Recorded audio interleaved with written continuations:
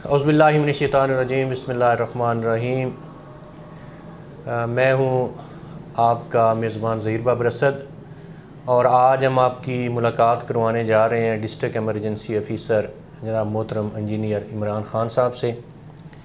Sir, आपके इस शोबे की नज़र एक शेर करके आपसे गुफ्तगू का आगाज़ करते हैं।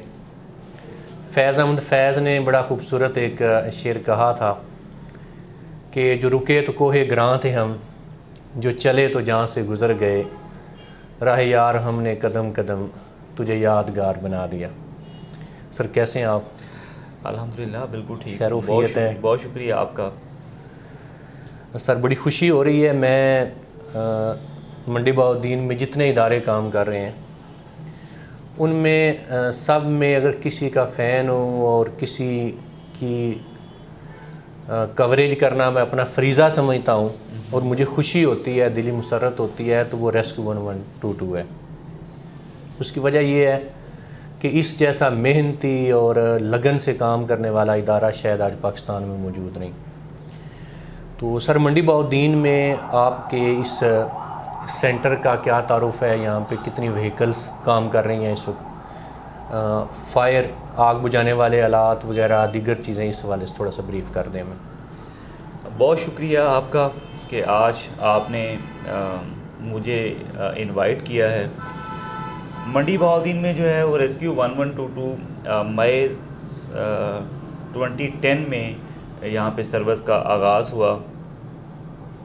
तो ये कि शुरू में हमारे पास स्टाफ भी कम था, नंबर ऑफ़ व्हीकल्स भी कम थी, तो लेकिन उसके बावजूद जो है वो यहाँ के हमारे जो नौजवान हैं, हमारा जो स्टाफ है, उन्होंने बड़ी मेहनत के साथ जो है वो सर्विस को इस्टेब्लिश किया।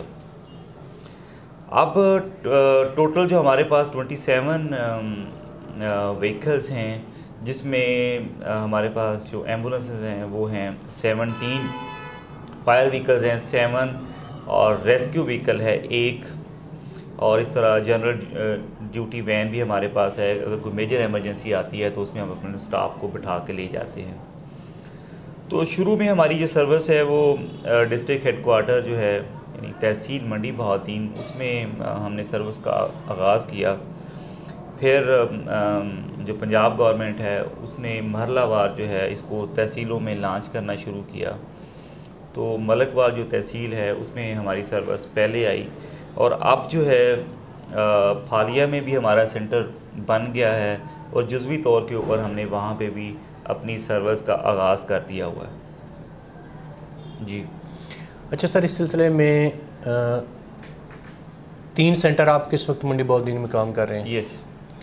तो तीनों सेंटर्स पूरे ज़िले की 18-20 लाख आबादी है और कमो बेश ये 120-25 के डायामीटर के अंदर फैला हुआ ज़िला है। तो ये 3 सेंटर इस पूरे ज़िले को कवर करने के लिए काफ़ी हैं, या आप महसूस करते हैं कि पड़े वाली है या फालिया के अंदर बैरोवाल या मलकवाल के दूर दराज इलाकों के अंदर कोई और सेंटर भी कायम होने की ज़रूरत है? इसमें ये है कि हम ना जो एमरजेंसी हमारे पास आती हैं उनका हम एनालिसिस करते हैं। हमारा जो कंट्रोल रूम है वो वेरी एक्टिव है। उसमें जिस एरिया से में एमरजेंसीज आ रही होती हैं, और जो हमारा चूँकि मेन हमारा जो है वो फोकस होता है हमारा जो एवरेज रिस्पांस टाइम है। अगर हमारा एवरेज रिस्पांस टाइम बढ़ रहा हो या कुछ ऐसे एरियाज़ हैं जिनमें से हमें कॉल आ रही हो और वहाँ पे हमारी व्हीकल जो है वो एवरेज रिस्पांस टाइम को मीट ना कर रही हो, तो हम वक्ती तौर के ऊपर वहाँ पे अपने की पॉइंट बना लेते हैं, ताकि जो नंबर ऑफ़ एमरजेंसीज उस एरिया में आ रही हैं उसमें हम अपने टाइम को सेव कर सकें और टाइमली जाके हम विक्टिम जो हैं उनको एवैक्यूएट कर सकें, उनका दर्द जो है वो बांट सकें और उनको एज़ सून एज़ पॉसिबल जो है वो हॉस्पिटल में शिफ्ट करें। जो आपके क्वेश्चन का दूसरा हिस्सा है जिसमें आप फालिया के कुछ इलाका जात की बात कर रहे हैं, मैंने शुरू में आपको बताया कि वहाँ पे हमारी सर्विस जो है वो जुज़वी तौर के ऊपर है। हमने जो अपना डिस्ट्रिक्ट हेडक्वार्टर है तहसील मंडी बहाउद्दीन, यहाँ से स्टाफ को आर्जी तौर के ऊपर फालिया में 2 एम्बुलेंसेस और 1 फायर व्हीकल्स के साथ वहाँ पे उनको इस्टेब्लिश किया हुआ है। तो इंशाल्लाह ये है कि जल्द ही बिल्डिंग हमारी कंप्लीट हो गई है, तो फिर हम वहाँ पे जो अपनी फुल्ली सर्विस जो है वो लॉन्च कर देंगे। और उसमें ये होता है कि बाज़ औक़ात ये होता है कि जो तहसील हेडक्वार्टर होता है वो जोग्राफियाई तौर के ऊपर एक साइड के ऊपर होता है और पूरी तहसील जो है वो दूसरी साइड के ऊपर होती है। जैसे कि आप भैरववाल या पाड़ियाँ वाली का जो एरिया है वो थोड़ा डिस्टेंस के ऊपर पड़ जाता है। लेकिन ये है कि हम इन सब चीज़ों को मद्देनज़र रखते हुए और अपने डिस्ट्रिक्ट की आवाम को टाइमली जो है मेडिकल की सर्विसेज या फायर की सर्विसेज या हम किसी भी एमरजेंसी में उनको बेयारो मददगार नहीं छोड़ेंगे। तो हम अपनी उस तहसील के हवाले से अगर हमें पाड़ियाँ वाली या भैरववाल जो तमाम एरियाज़ हैं उनमें हम अपनी सर्विस को अफेक्टिवली रिस्पांस टाइम के हवाले से इंशाअल्लाह ताला उसको इस्टेब्लिश करेंगे। अच्छा सर, जब कॉल आपको कोई आती है इमरजेंसी के वाले से, कॉल से लेकर उस साइट तक पहुंचने तक क्या प्रोसेस होता है? कॉल रिसीव होती है, उसको फिर आगे फॉरवर्ड कैसे की जाती है, इसका क्या तरीक़ाकार है?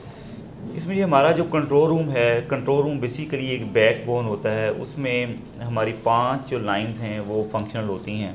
उसका तरीक़ाकार ये है कि उसमें एक बड़ा जदीद किस्म का सॉफ्टवेयर जो है वो है कि अगर जैसे ही कोई कॉल आती है, अगर किसी एक नंबर के ऊपर कॉल आ रही है तो वो अगर बिज़ी है तो दूसरे नंबर के ऊपर कॉल ऑटोमेटिकली जो है वो शिफ्ट हो जाएगी। और फिर उस सॉफ्टवेयर की खूबसूरती ये है कि अगर 30 सेकंड तक कॉल रिसीव ना हो तो वो पूरा सिस्टम जो है वो अलार्मिंग सूरत हाल के ऊपर आ जाता है। उसमें जो हमारे ऊपर यानी कंट्रोल रूम के अफसरान हैं या स्टाफ है तो उनको भी ख़बर हो जाती है और अल्टीमेटली मुझे और हेडक्वार्टर को भी समझ आ जाती है कि कॉल आ रही है और उसको कोई रिस्पॉन्ड नहीं कर रहा। अमूमन किसी भी सर्विस का जो फेलियर है वो होता ही यहीं से है कि अगर कॉल आ जाए तो वो कोई रिसीव ना कर रहा हो। जैसे कि लोग रेलवे इंक्वायरी के ऊपर या फिर इस तरह जैसे टीएमए में फायर सर्विस को कॉल किया करते थे। हमारा सिस्टम ऐसा नहीं है, हर जो कॉल है वो रिकॉर्ड हो रही है।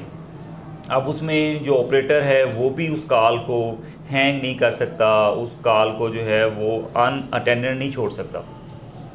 तो जैसे ही फिर कॉल आ जाती है उसके बाद जो है वो विद इन 1 मिनट हमने गाड़ी को डिस्पैच करना होता है, स्टेशन से आउट करना होता है। और उसके बाद ये है कि वायरलेस सिस्टम गाड़ी के अंदर होता है, टेलीफोन की लाइन यानी एक टेलीफोन नंबर उस गाड़ी के अंदर होता है और हम दोनों मीन्स को इस्तेमाल करते हुए हमारा जो ऑपरेटर है वो ड्राइवर को बता रहा होता है कि जी गाड़ी जो लोकेशन है वो इस तरफ है, ये अटेंडेंट आपको मिलेगा। और कंट्रोल रूम में चूँकि सॉफ्टवेयर है वहाँ से ट्रैकिंग हो रही होती है और जो ऑपरेटर है उसको स्क्रीन के ऊपर समझ आ रही होती है कि हमारी गाड़ी से अगर भैरववाल में भी गई हुई है तो वो अब उसकी लोकेशन क्या है, वो उसने फालिया क्रॉस कर लिया या कौन सा रोड जो है वो लोग इख्तियार कर रहे हैं। और जैसे ही गाड़ी वहाँ पहुँचती है तो फिर उसके बाद जो ड्राइवर है वो ऑन लोकेशन हो के अगर उसको और रिसोर्सेज की ज़रूरत है तो वो कंट्रोल रूम को बता देता है कि जी एक गाड़ी से काम नहीं चलेगा, आप दूसरी गाड़ी भिजवा दें। तो उसके बाद गाड़ी जो है वापस आती है, उसकी माइलेज इन आउट ये सारा प्रोसेस कंप्लीट होता है और फिर जो ऑपरेशनल स्टाफ है उस गाड़ी को दोबारा से नीट एंड क्लीन करके रिहेबिलिटेट करके नेक्स्ट एमरजेंसी के लिए उन्होंने अपने आप को तैयार करना होता है। और एमरजेंसी व्हीकल का 100% तैयार होना ऑपरेशनल हवाले से बहुत ज़रूरी है। अच्छा सर, इसमें यह है कि अगर किसी एरिया में बहुत ज़्यादा रश है और आपकी व्हीकल वहाँ पे मूव ही नहीं कर सकती तो क्या कोई बाइक कोई सर्विस सिस्टम भी है आपके पास, मोटर बाइक के गलियों में से होते हुए मुतलका जगह पे पहुँच के रिस्पांस दिया जाए? जी हाँ, ये मोटर बाइक जो है वो हमारे director general doctor Rizwan Rashid साहब उनका ये विजन है। उन्होंने मोटर बाइक एम्बुलेंस जो है उसको पाकिस्तान में मुतारफ़ करवाया है। तो उसमें यह है कि डिवीजनल जो हमारे थे पंजाब के 9 उसमें ऑलरेडी ये सर्विस है मोटर बाइक। अब जो है वो पीटीआई की गवर्नमेंट में वज़ीर आला उस्मान बुज़ार जो हैं उन्होंने ये अज़म किया है कि ये इस 2021 में जो है वो सर्विस मोटर बाइक सर्विस जो है वो पूरे पंजाब में रवां दवां होगी। अच्छा सर, मंडी बहाउद्दीन में मल्टी स्टोरेज बिल्डिंग बन रही हैं, जैसे ये मॉल ऑफ मंडी बहाउद्दीन है, फालिया में कोई एक आध इस तरह की बिल्डिंग बन रही हैं। अगर इनकी तीसरी, चौथी, 5वीं जो स्टोरी है उस पे अगर कुछ लोग फंसे हुए हैं और आग नीचे से शुरू हो जाती है तो उनको रिकवर करने के लिए कोई सोर्स है इस वक्त हमारे पास मंडी बहाउद्दीन में, कोई गाड़ी, कोई इस तरह की हमारे डिस्ट्रिक्ट में अभी रिसेंटली जो है वो हाई राइज बिल्डिंग का काफ़ी ट्रेंड है। हाई राइज बिल्डिंग, हम उस बिल्डिंग को कहते हैं टेक्निकली जो 30 फीट से ज़्यादा हो, यानी जो चौथी मंजिल को पहुंच रही हो। तो उसमें अभी हमारे पास जो एरियल प्लेटफार्म या गाड़ियां इस तरह की होती हैं कि जिसके थ्रू ऊपर जाया जा सकता है, वो रिसोर्सेज की कमी है। लेकिन जो पहली स्टेज ये है कि हम उस बिल्डिंग की प्लानिंग इस तरह करें कि उसमें सारे सेफ्टी के आलात हों और वो आलात जो हैं वो बिल्कुल जदीद हों, ताकि अगर आग लगती है तो उसको खुदा ना खास्ता अगर इस तरह का कोई वाक़या होता भी है तो हम इसको इनिशियली मिटिगेट कर सकें। और बाकी ये है कि हमारा जो स्टाफ है उसकी ट्रेनिंग होती है, वो चाहे 10वीं मंजिल के ऊपर क्यों ना हो, तो हम जो है वो अपनी जान के ऊपर खेल के भी अगर कोई विक्टिम ऊपर फंसा हुआ है तो हम उसको नीचे ले आते हैं। अच्छा सर, इसकी मालियत का कुछ अंदाज़ा है आपको? एक गाड़ी अगर इस ज़िला के लिए चाहिए हो तो अंदाज़न उसकी क्या मालियत है? ये जैसे रुपया जो है वो जितना डी वैल्यू हुआ है, तो ये अगर एक गाड़ी चाहिए भी हो तो वो 1 करोड़ रुपए से ज़्यादा ही आई थिंक होगी। लेकिन ये कि हमने डिमांड जो है वो अपने हाई जो ऑप्स हैं उनको सेंड कर दी हुई है। होपफुली जो है वो इंशाल्लाह हमारी जो ज़रूरत है और आपके प्लेटफार्म से भी अगर आप इस चीज़ को हाईलाइट करेंगे तो हमारे जो सियासी अकाबरीन हैं इस डिस्ट्रिक्ट के जो नुमाइंदगान हैं, अगर उनसे आप बात करें तो इंशाल्लाह ताला इस कमी को भी जो है वो दूर किया जा सकता है। लेकिन ये है कि हम डरने वाले नहीं हैं। हमारी ट्रेनिंग इस तरह की है कि हम अगर बिल्डिंग के ऊपर कोई लोग फंसे भी होंगे तो हम अपने शहरियों के लिए, अपने डिस्ट्रिक्ट के अवाम के लिए इंशाल्लाह ताला पूरी कोशिश करेंगे। अच्छा सर, ये जो बिल्डिंग्स बन रही हैं इसमें जो फायर सेफ्टी मेजर्स हैं, इसमें कोई रेस्क्यू का भी किरदार है? कोई एनओसी यहाँ से भी पास होता है या कोई और महकमा है जो इन बिल्डिंग्स को एनओसी जारी करता है जिसमें ये सारे मेजर्स मौजूद हों? इनफैक्ट ये है कि रेस्क्यू 1122 तो ये 2004 में सर्विस आई। उससे पहले जो है वो सिविल डिफेंस का एक मतलब रोल था, जो जितने भी एनओसीज़ वगैरह होते थे या सेफ्टी मेजर्स और बिल्डिंग कोड्स थे, उन्हीं को वो लोग देखते थे। लेकिन अब ये है कि उसमें उन कमेटीज़ में हमें भी शामिल किया जा रहा है। हम अपना पूरा जो है वो उसके अंदर इनपुट दे रहे हैं। और इब्तदाई तौर के ऊपर अगर हम देखिए ना, अगर बिलियंस में आज ये बिल्डिंग्स बनती हैं, उसमें अगर सेफ्टी को देखा जाए तो ये 1% से भी कम इसके ऊपर अखराजात आते हैं। तो वो डिस्ट्रिक्ट गवर्नमेंट के साथ मिल कर के हम जो है वो एनओसी में जो हमारे सेफ्टी के मेजर्स होते हैं उनको बता रहे हैं। अच्छा सर, इसमें एक जहाँ पे ये सेफ्टी मेजर्स दीगर हैं, हम देखते हैं कि यूरोपियन कंट्रीज़ में बिल्डिंग बनाने से पहले उसका पार्किंग एरिया जो है वो मुख्तस किया जाता है कि यहाँ पे 100 गाड़ी या 50 गाड़ी खड़ी हो सकेगी। तो क्या जो ये नए माल बन रहे हैं, मल्टी बिल्डिंग्स ये हैं बन रही हैं, तो क्या इनकी पार्किंग का भी कोई एनओसी में जिक्र होता है कि इतनी इसकी पार्किंग होगी? कोई फ्रंट से छोड़ा जाएगा, कोई इसकी बेसमेंट में कोई सिस्टम इसका शुरू किया जाएगा? वो पार्किंग का तो ऑलरेडी होता ही है। असल में ना प्रॉब्लम हमारे यहाँ ये होती है कि नक्शे के अंदर तो सारी चीज़ें होती हैं, लेकिन प्रैक्टिकली जो है वो अगर वो उन्होंने पार्किंग बनाई भी हो तो वो उसको रेंट आउट कर देते हैं या फिर वो दूसरे मकासद के लिए इस्तेमाल कर लेते हैं। असल में ये जो है ये सारा डिस्ट्रिक्ट गवर्नमेंट का या बिल्डिंग डिपार्टमेंट का या टीएमएस का रोल होता है कि वो कैसे इस चीज़ को इम्प्लीमेंट करेंगे। हम तो हैं अपना फर्स्ट रिस्पॉन्डर हैं, हमारा काम तो एमरजेंसी में जाके करना है। ये डिस्ट्रिक्ट गवर्नमेंट का या जो म्यूनसिपल कमेटीज़ होती हैं उन्हीं के दायरा इख्तियार में आता है कि वो जो बिल्डिंग कोड्स हैं ऑलरेडी वो डिफ़ाइन हैं कि उनके मुताबिक वो नक्शाजात बनते हैं या नहीं बनते। लेकिन हमारे लिए या पब्लिक के लिए ये प्रॉब्लम ज़रूर है, क्योंकि एक्सीडेंट जब भी होता है तो या तो वो स्लो मूविंग गाड़ीज़ की वजह से होता है या फास्ट मूविंग गाड़ीज़ की व्हीकल्स की वजह से होता है। तो इसमें ये प्रॉब्लम तो है। अच्छा सर, फालिया में मैंने भी देखा है कि आपकी जो व्हीकल्स आर्जी तौर पे भी खड़ी हैं, वहाँ पे जो सेंटर आपका मौजूद है वो एक पुरानी सी बिल्डिंग के अंदर मौजूद है। हालांकि रेस्क्यू की करोड़ों रुपए लगाकर एक बिल्डिंग फालिया में मौजूद है, उसको ऑपरेशनल क्यों नहीं किया जा रहा? को आपके एंड से रुकावट है या को हमारे ज़िले के जो पॉलिटिशियंस हैं इनकी तरफ से कोई NOC जारी होने की ज़रूरत है, कोई फंड्स की ज़रूरत है, इसका क्या इशू है? वो सेंटर क्यों नहीं असल में ना उस बिल्डिंग के जो बिल्डिंग स्ट्रक्चर के हवाले से कंप्लीट है, लेकिन फिनिशिंग के हवाले से उसमें काफ़ी चीज़ें रहती हैं, जैसे वाटर लाइन जो है वो सप्लाई सिस्टम है, और इस तरह बाउंड्री वाल्स हैं, फिर रूम्स के दरवाज़े वगैरह हैं, इस तरह की चीज़ें हैं जो अभी रहती हैं।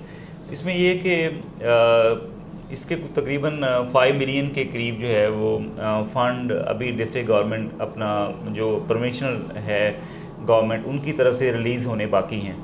होपफुली हमने इसका जो एस्टीमेट है बिल्डिंग का वो रिवाइज़ करवा के भेजा हुआ है, और उसमें हम पूरा जो है वो अपना जो डिप्टी कमिश्नर हैं उनके थ्रू हम कीप इन टच हैं। इंशाल्लाह ताला मुझे उम्मीद है कि वो फ़ंड रिलीज़ हो जाएंगे, जो इस बिल्डिंग में कुछ चीज़ें रह गई हैं वो भी हो जाएंगी। सर, ये जो स्टाफ आपके पास अवेलेबल है इस वक्त, वो पूरे ज़िले को टैकल करने के लिए तमाम शिफ्टें और शिफ्टों के बाद जितनी व्हीकल्स हैं उनके ऊपर स्टाफ इस वक्त पूरा है, या कि रेस्क्यू 1122 डिस्ट्रिक्ट मंडी बहाउद्दीन को स्टाफ की शार्टेज का सामना करना हमें स्टाफ की शार्टेज का शुरू दिन से ही ऑलमोस्ट 50% के करीब जो है वो हमारा स्टाफ शार्ट रहा है। स्पेशली जो है वो ड्राइवर्स की शदीद किस्म की जो है वो किल्लत का हमें सामना रहा है, और अभी भी जो है वो 32 के करीब जो है वो ड्राइवर शार्ट थे, और अभी कुछ ही दिन पहले रिक्रूटमेंट का प्रोसेस कंप्लीट हुआ है, और जिसमें सारी सीटें, और बड़े मुझे मतलब खुशी है कि वो अल्हम्दुलिल्लाह पहली दफ़ा जो है वो इस डिस्ट्रिक्ट की जो कैपेसिटी है वो फिल होने जा रही है। सर, इसके अलावा मंडी बहाउद्दीन रेस्क्यू को दरपेश मसाइल जो मज़ीद इनके अलावा हों, जिन पे मजमूई तौर पे आप बात करना चाहें कि ये वो मसाइल हैं जो यहाँ की पब्लिक की तरफ से आ रहे हैं, ये वो मसाइल हैं जो आपके ऊपर से गवर्नमेंट की तरफ से आ रहे हैं कि उनको अगर फिल कर दिया जाए तो ये पहले से इनकी जो कारकर्दगी है वो मज़ीद बेहतर हो सकती है? अच्छा, इनफैक्ट ये है कि जो रेस्क्यू 1122 है वो मसाइल को मसाइल नहीं लेती, हम मसाइल को चैलेंज समझते हैं, और हमने इन चीज़ों को कभी अपने ऊपर हावी नहीं होने दिया। लेकिन जनरली जो है वो जैसे पब्लिक को एजुकेट करने की ज़रूरत होती है। अमूमन ये होता है कि रास्ते जो हैं वो वही हैं, और उसमें जो ट्रैफिक का फ़्लो है वो अब इस डिस्ट्रिक्ट में न्यूमरस नंबर्स की तादाद में गाड़ियाँ रोज़ बढ़ रही हैं, तो वो ये है कि अक्सर गाड़ियाँ रास्ता नहीं दे रही होती, और पेशेंट जो है वो सीरियस हालत में होता है, उसको हॉस्पिटल शिफ्ट करना अवलीन काम है, तो वो एक प्रॉब्लम हमें आ रही होती है। और दूसरा जो अभी हम जिक्र कर चुके हैं कि चूँकि हमारे पास बड़ी हैवी और टाइटैनिक किस्म की जो बिल्डिंग्स हैं वो बन रही हैं, तो उसमें ज़ाहिर है उसके लिए वसाइल भी उसी तरह के चाहिए होंगे। अब जो बड़ी बिल्डिंग्स हैं उसके अंदर पब्लिक का जो इनफ्लो है वो भी बढ़ रहा है, और अनफॉर्चुनेटली हमारा जो डिस्ट्रिक्ट हेडक्वार्टर है वो ऐसी जगह के ऊपर है, अब ये एक तरह का बिज़नेस हब बन गया है। और आपने भी देखा होगा कि इस रास्ते से अगर हम पुराने वाले DHQ में जाते हैं तो ये जो फुटों का फासला है ये अब मीलों की तरह लगता है, चूँकि ट्रैफिक जो है वो हर वक्त यहाँ पे पैक्ड और जैम रहता है। तो सर, फेक कॉल्स भी आपके कंट्रोल एंड कमांड रूम को मौसूल होती हैं, और वो ज़्यादा होती हैं, कम हाँ, होती वो हैं? फेक कॉल्स तो बहुत ज़्यादा हैं, आलमोस्ट जो है वो 90% से ज़्यादा जो है वो हमें इस तरह की कॉल्स मौसूल हो रही होती हैं जो obnoxious होती हैं, या लोग मुख्तलिफ़ किस्म की इंक्वायरीज़ के सिलसिले में हमसे बात कर रहे होते हैं। असल में मैं थोड़ा सा इसमें डिफ्रेंशिएट कर दूँ। फेक कॉल वो एक जो नंबर ऑफ़ कॉल्स हैं उनकी एक किस्म है कि जिसमें एक एमरजेंसी असल में एक्चुअल हुई नहीं होती, और वो इस तरह का बहाना किया जाता है कि एमरजेंसी हो गई है, जैसे हमारे महल्ले में आग लग गई है, मरीज़ इस तरह का है। वो अल्हम्दुलिल्लाह हमारे स्टाफ की जो ट्रेनिंग है वो इस लेवल के ऊपर है, तो वो फेक कॉल के ऊपर हम रिस्पॉन्ड ही नहीं करते। आई थिंक जो है वो 10 साल में एक जो है वो अभी तक हमने फेक कॉल ली है, यानी हमें कॉल आई है एमरजेंसी है और हम वहाँ पे पहुँचे हों और एक्चुअल वहाँ पे एमरजेंसी ना हो। तो ये इन चीज़ों से मैं आपको कह रहा हूँ ना कि हम इसको मसाइल नहीं हम गिनते, हम कहते हैं ये चैलेंज है, और लाइफ में चैलेंज ही ना हो तो फिर मज़ा नहीं आता। और ये चैलेंज से नंबर आज़मा हो के ही आप और हमारा ये जो पूरी कम्युनिटी है इस सर्विस को ओन कर रही है। अच्छा सर, 2021 का आज दूसरा दिन है। 2020 आपने भरपूर तरीके से गुजारा है, तो 2021 के बिल्कुल शुरू में आप ज़िला मंडी बहाउद्दीन की जो पब्लिक है उनको क्या मैसेज देना चाहेंगे? मैं तो दुआ गो हूँ कि जिस तरह 2020 गुज़रा है, लोगों को कोरोना की वजह से भूख और अफलास का सामना था और हमें भी सर्विस डिलीवरी में मसाइल थे। तो एक तो मेरी अल्लाह से दुआ है कि ये जो वबा है ये ख़त्म हो, ताकि जो एक मुआशी जो है वो सरगर्मी अपनी इंतहा को पहुँचे।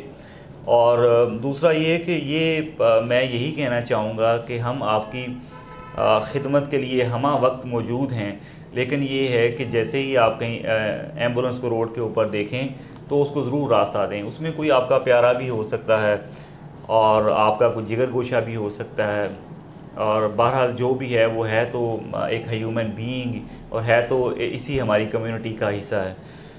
दूसरा ये कि जो नंबर ऑफ़ फेक कॉल्स हैं, या अगर आपने फजूल में एमरजेंसी लाइंस को इंगेज करना होता है, जैसे आप कह रहे होते हैं कि जी हमें आज हम अपने घर में क्या पकाएं या हमें कुछ लोड ही करवा दें, तो ज़िंदगी जहाँ पे ज़िंदगी है वहाँ पे मजाक उसको उड़ाना, ज़िंदगी से बढ़ के कोई चीज़ वैल्यूएबल हो सकती है और उसी चीज़ को अगर मजाक की शक्ल में हम लें तो मेरे ख्याल में इससे बड़ा अलमिया क्या हो सकता है। तो यही चीज़ें हैं।